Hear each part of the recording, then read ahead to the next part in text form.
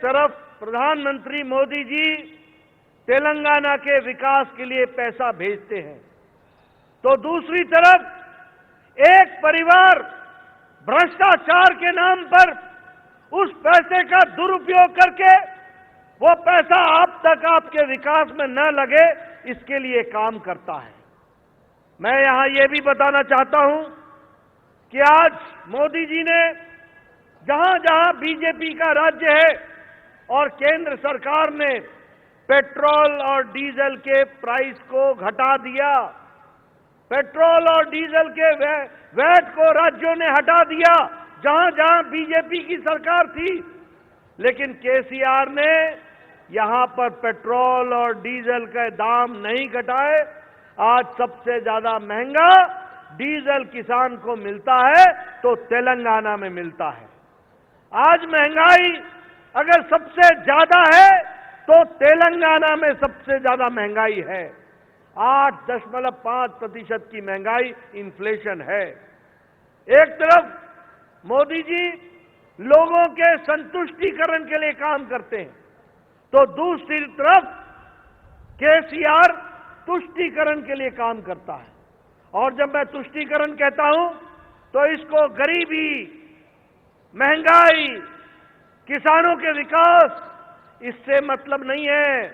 इसको वोट चाहिए और वोट लेने के लिए धर्म का सहारा लेकर के उर्दू को दूसरी राज्य भाषा बनाना, एक विशेष धर्म को जिसको 4% का असंवैधानिक आरक्षण मिला है उसको 12% करने का प्रस्ताव रखना, मंदिरों की भूमि को दूसरे कामों में लगाने का काम, ऐसे तुष्टीकरण करने का काम हमारी तेलंगाना की सरकार केसीआर के नेतृत्व में कर रही है।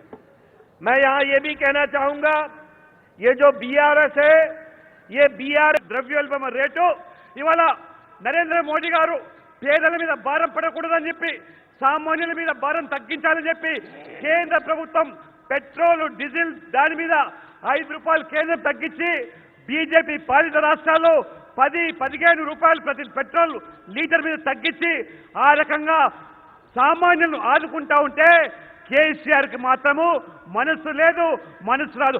1 రూపాయి కూడా పెట్రోల్, డీజిల్ మీద తగ్గించకుండా ఏ రకంగా వీరు పేదల పట్ల, మధ్యతరగతి తరగతుల పట్ల వీరికి చిత్తశుద్ధిలో ఒక్కసారి మీరు ఆలోచన చేయండి.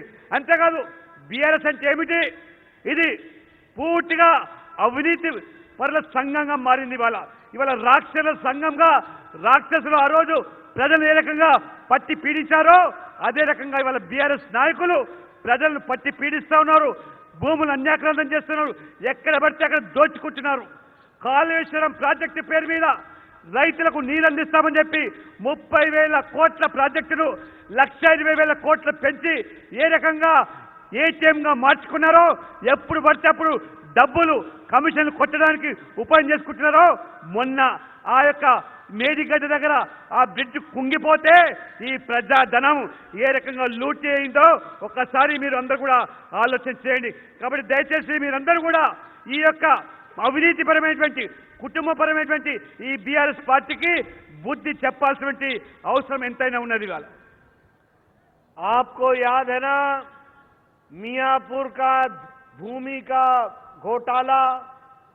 आपको याद है ना कि 692 एकड़ की जमीन जो 4,000 करोड़ रुपए का घोटाला किया, सरकार की भूमि को गलत तरीके से हस्तांतरित किया, ये केसीआर के सरकार ने किया था कि नहीं किया था? किया था कि नहीं किया था? किया था कि नहीं किया था? ये आउटर रिंग रोड हैदराबाद में 1,000 करोड़ रुपए का किकबैक लिया कि नहीं लिया? लिया कि नहीं लिया? दलित बंधु के योजना में भ्रष्टाचार में 30% कमीशन एमएलए लोगों ने लिया कि नहीं लिया? और केसीआर ने विधायक दल की बैठक में पूछा कि नहीं पूछा कि तुम 30% का कट ले रहे हो, 30% का घोटाला करते हो? ये 30% वाली सरकार, कमीशन वाली सरकार को जाना होगा 30 तारीख को और भाजपा की सरकार को आना होगा। इसके लिए हमको काम करना पड़ेगा। मित्रों, मैं भ्रष्टाचार की दृष्टि से आपसे बात करूं। आप बताइए, प्रधानमंत्री फसल बीमा योजना को इन्होंने लागू करने से इनकार किया कि नहीं किया? इन्होंने तेलंगाना के लोगों के खिलाफ वायदा खिलाफी की कि नहीं की? आप बताइए, ये आयुष्मान भारत को पहले लागू करने से रोका था कि नहीं रोका था?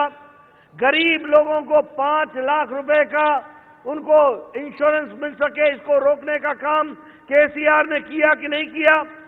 आपको वायदा किया था कि नहीं कि 2 BHK का हम फ्लैट देंगे? किया था वायदा? किया था वायदा? किसी को घर मिला? किसी को घर मिला? और प्रधानमंत्री आवास योजना में भी जो पैसा आया वो भी आप तक नहीं पहुंचने दिया इस केसीआर ने। प्रधानमंत्री ग्रामीण, एक तरफ मोदी जी हैं जो 5G, आप अपना मोबाइल उठाओगे तो अभी देखोगे तो उसमें 5G आएगा, 5G। और एक केसीआर का 5G है। वो केसीआर का 5G क्या है? G फॉर गरीबी, G फॉर घोटाला, G फॉर घूसखोरी, G फॉर घपलेबाजी और G फॉर गुंडा राज। बोलो, ऐसे सरकार को रहने देना है क्या? रहने देना है क्या ऐसी सरकार को? मैं पीछे से आवाज सुनना चाहता हूं, रहने देना है क्या? इसको घर भेजना है ना? 30 तारीख को घर भेजोगे ना? इन सबको जिताओगे ना? मैं यहां यह भी आपको कहना चाहता हूं कि जहां तक विकास का सवाल है तो उसमें हम ये जरूर कह सकते हैं कि जहां भारतीय जनता पार्टी की सरकार आएगी, जहां भारतीय जनता पार्टी की सरकार होगी, वहां प्रदेश में विकास होगा। जहां भारतीय जनता पार्टी की सरकार होगी, वहां महिलाओं को सम्मान मिलेगा। जहां भारतीय जनता पार्टी की सरकार होगी, वहां भ्रष्टाचार को हम हटा के